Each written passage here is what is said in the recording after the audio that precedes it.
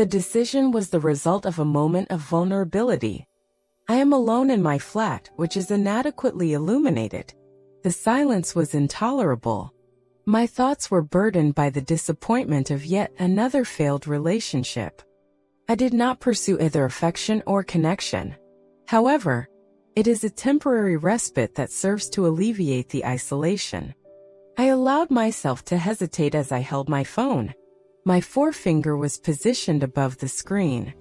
This was an experience that was entirely new to me, similar to crossing an imperceptible boundary. If they were cognizant, my friends would persistently remind me.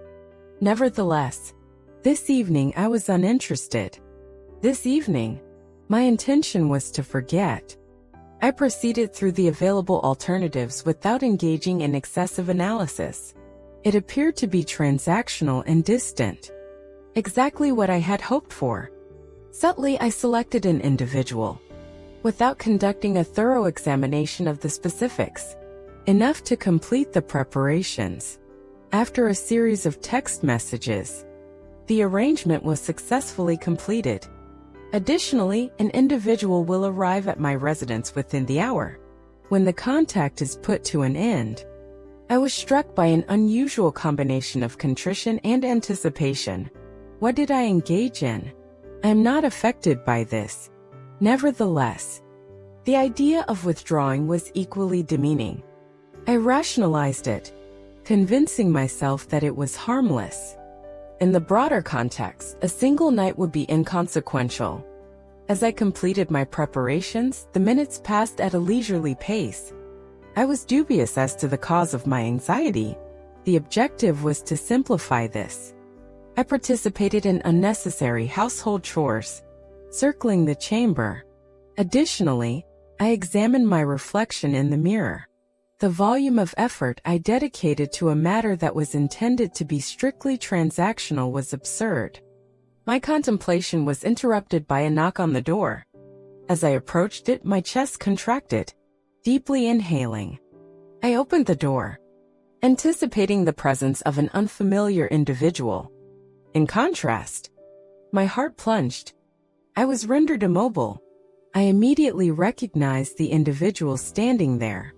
Despite the fact that my mind required a moment to fully understand, she was the individual in question, my closest friend's younger sibling, a name I have encountered in formal discourse on numerous occasions, a face that I have encountered in familial photographs on my friend's social media platform. She was equally astounded as I was. Her eyes widened as she came to terms with the situation. For what appeared to be an eternity, neither of us spoke. Incredulity permeated the air between us. Discomfort. Additionally, an element that is indefinable. She initiated the process. However, her tone fluctuated. What is the reason for your presence here? Ultimately, I did manage to inquire. My tone was more incisive than I had intended. She experienced a moment of uncertainty. Before establishing eye contact with me, I briefly glanced downward. I was not aware that it was you. The realization struck me with an immense force. She was unable to identify my name in the correspondence. Additionally, I failed to identify hers. This occurrence was an accident. However, it is a mere coincidence. Its mortifying nature was not diminished by this. My mind was inundated with a plethora of ideas. How did she arrive at this juncture? Participating in this activity? Did her brother know? Should I reach out to him? Nevertheless, the expression on her countenance, a combination of vulnerability and defiance, stopped me. This was not the time for accusations or judgments.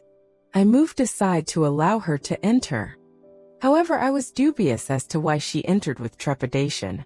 Her movements instructed, as if prepping for an interrogation. I closed the door behind her. The severity of the situation that is affecting us both. Unarticulated inquiries permeated the atmosphere. Additionally, instantaneously, we were both uncertain about how to begin. I was compelled to look at her. attempting to reconcile the individual I believed I knew with the one who is present before me. She was dressed in a manner that I had never seen before. However, it is more sophisticated and self-assured. Her composed exterior was undermined by a vulnerability in her eyes.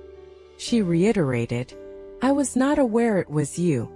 Although still suffused with apprehension, her tone was more resolute. "I was also oblivious that it was you," I replied. However, it appeared that the comments were not genuine. It was clear that neither of us had anticipated this. However, this did not diminish its peculiarity. She concealed her face and folded her arms. "What are the subsequent actions? Will you notify him? Whom should be identified?" I inquired. In spite of her complete comprehension of her intentions, she declared, looking upwards at me, "My brother." Her demeanor was a blend of defiance and desperation. "Will you notify him of this?" I let out a loud sigh, brushing my hair with my fingertips. I am apprehensive. I have not yet had the opportunity to fully understand the implications of this. Her mandible was clenched. "It is not his responsibility. This is inapplicable. Regardless of your perspective, I have no desire to cause anyone any injury. I aspire to have faith in her, despite the fact that the circumstances appear to be too complex to be explained in a few words." "What circumstances brought you to this location?" I inquired, uncertainly gesturing towards the area. "The circumstances. Additionally, all of this was illogical." She hesitated. "Additionally, instantaneously, I was under the impression that she would maintain her silence." She exhaled profoundly and declared, "Complicated. I required the funding. This concludes the information you require. Is he cognizant?" I approached my inquiry with caution. I am striving to avoid undue pressure while pursuing clarity. She replied abruptly, "No." Her demeanor was sharp. "He will continue to be oblivious. You will not reveal this information to him." I postponed my reply, encouraging her to proceed. Her demeanor is becoming increasingly severe. She was insistent that I make a commitment. The tone she used was authoritative. "You will maintain your silence." Her statements presented me with an obstacle. However, there was an inherent vulnerability that I was unable to ignore. She did not merely ask that I preserve her confidentiality. She begged me to protect her, to preserve the image of herself that her siblings still held in high regard. "I will not reveal this information to him." I arrived at a conclusion. The remarks were oppressive. I was uncertain about the bearing, similar to a burden. Her shoulders relaxed slightly. Nevertheless, the tension between us persisted. We maintained our silence. We are both uncertain about the next steps to take. There was no manual available for situations like this. There is no simple approach to navigating the confusion we have encountered. I endeavored to ask additional questions in order to obtain further information. Nevertheless, she had already spoken more than she intended, as evidenced by the expression in her gaze. The silence between us was unnecessarily prolonged. Each of us is eagerly anticipating the other's initiation of conversation. I observed the turmoil that was reflected in her gaze. She was contending with a torrent of suppressed emotions. I was apprehensive about how to begin. However, I was unable to allow it to conclude in this fashion. An uncomfortable impasse that lacks any viable resolutions. I have now begun to speak in a more subdued manner. At this time, I am refraining from rendering an assessment of your character. I am concerned about this situation. It is preposterous. What is the justification for your actions? Her demeanor underwent a transformation. Her visage was briefly characterized by a rageful expression. What is the importance of this? You have achieved your objective. Is this accurate? I was taken aback by the bitterness in her voice. Nevertheless, I declined to capitulate. I am not affected by this. My friend's sibling is you. I failed to anticipate. She responded, "Do you think I foresaw this?" Disrupting me. "Do you believe that I awoke one day and determined that this is the existence I want? My experiences are unknown to you." At the conclusion, her voice experienced a minor tremor. I acknowledged that this was not solely an act of defiance. It was excruciating. She did not intend to justify her actions. She was making an effort to persevere. "Afterward, kindly notify me." I made a gentle request. "Please help me to understand." She demonstrated reluctance. Her arms were securely crossed over her torso. For a limited period, I was under the impression that she would continue to be indifferent. She continued to inhale deeply and diverted her gaze. She recognized that the financial aspect is not the only consideration. Her voice was barely discernible. "It pertains to management. In relation to the pursuit of an objective for my own benefit. In accordance with my personal circumstances. No matter what others anticipate of me." I was not prepared for the extent to which her comments affected me. This was not a matter of impulsivity or insurrection. It was related to the reclamation of an item she believed she had lost. I endeavored to convey a sentiment that would be comforting, that which would facilitate this for both of us. Nevertheless, nothing occurred to me. What is his current status? I approached my inquiry with caution. In reference to her sibling, if he were cognizant, what do you anticipate would be his reaction? She laughed in a sardonic manner. She shook her head. He would be unable to understand. He would assess me in the same way as others. He has consistently exhibited the qualities of an exemplary individual. The individual who achieves success in all areas. I am merely the failure. The individual is incapable of organizing her existence. Her statements were replete with unbridled anger, accompanied by a profound sense of grief. Afterward, I realized the full extent of her responsibilities, the degree to which she concealed herself from those in her immediate vicinity. "There is no requirement for you to provide any demonstrations to anyone," I declared. The sincerity of my voice even astounded me. "You are more than the imperfections you identify within yourself." At that moment, she fixed her gaze on me. For the first time, her eyes began to soften. "Do you think it is that simple?" I acknowledged my ignorance. "Nevertheless, I am certain that this does not accurately reflect your authentic personality. It is unnecessary for you to persist with this course of action." She maintained her gaze upon me for an extended period, as if contemplating the accuracy of my assertion. In conclusion, she declared, "Potentially. Nevertheless, ceasing is a complex undertaking." I recognized that this was her reality and her struggle. Her experience was not affected by my reflections on the subject. I was compelled to make an effort to be forthright, despite its failure to resolve the situation. For what seemed like an eternity, we remained in that location, captured by an unusual circumstance. Subtle comprehension.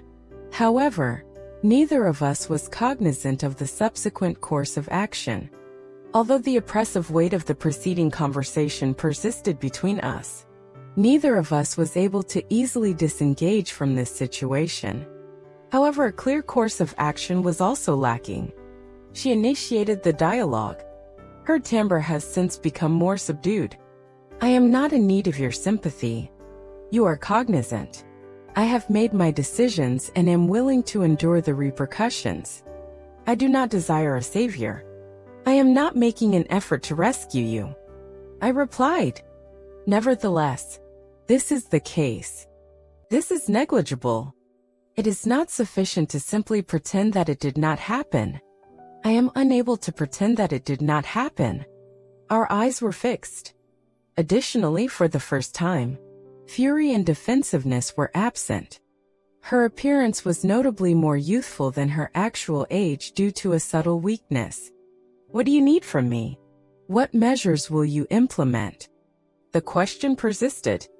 Additionally, I was unable to provide a response. "What options are available to me?" It appeared to be treachery to disclose the information to her sibling. Additionally, the continued silence appeared to indicate cooperation. However, she was entitled to her autonomy and seclusion. As well, I was unable to dispel the idea that I owed my friend anything. I will refrain from disclosing this information to him, I declared with unwavering conviction. I maintained a consistent demeanor. Nevertheless, I am also not in accord with this. Your worth surpasses this, regardless of your perspective. She emitted a caustic chuckle. You convey that as though it is uncomplicated to modify it. It is as though I could effortlessly resolve all issues with a single snap of my fingertips. I recognize that it is a difficult task. Nevertheless, persisting in this, it will not result in any advancement. It is unnecessary for you to perform this independently. You are not required to bear all of the responsibilities alone. She averted her gaze. Her mandible was clenching. You are under the impression that I have not made an effort. Whenever I am under the impression that I am making progress, my progress is impeded by an obstacle. This is solely a matter of survival. That concludes the matter. I neared, decreasing the amplitude of my voice. Your sole objective is not survival. You are entitled to more. Nevertheless, you are the sole individual who can ascertain whether it is adequate. Little sags were observed in her shoulders. She is losing her resolve. Immediately, she appeared to be diminutive, extremely delicate.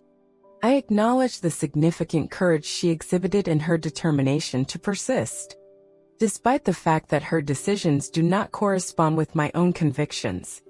What is the subsequent course of action? She inquired. Her voice was barely audible. I took a moment to contemplate my response. You are responsible for making the decision. I will not compel you to take action. However, I urge you to contemplate our conversation. You possess a greater potential than this. You need only have faith in it. She slowly nodded, refraining from making eye contact. Potentially. I am apprehensive. No additional comments were required. There is no satisfactory resolution to the unresolved issues. She directed her gaze towards the entrance. Before returning my gaze, he briefly hesitated. I am grateful, I assume, for refraining from exacerbating the situation. Upon the door closing behind her, I discovered that I was alone with my thoughts. The unit appeared more desolate than it had ever been. Nevertheless, the silence was characterized by an uncommon sense of conclusiveness. I was unable to influence the subsequent events. However, I was unable to shake the idea that this evening had a profound impact. For the two of us, like what you heard. There's plenty more heartbreak and secrets to come. Hit like, subscribe, and stay curious with Tangled Truths.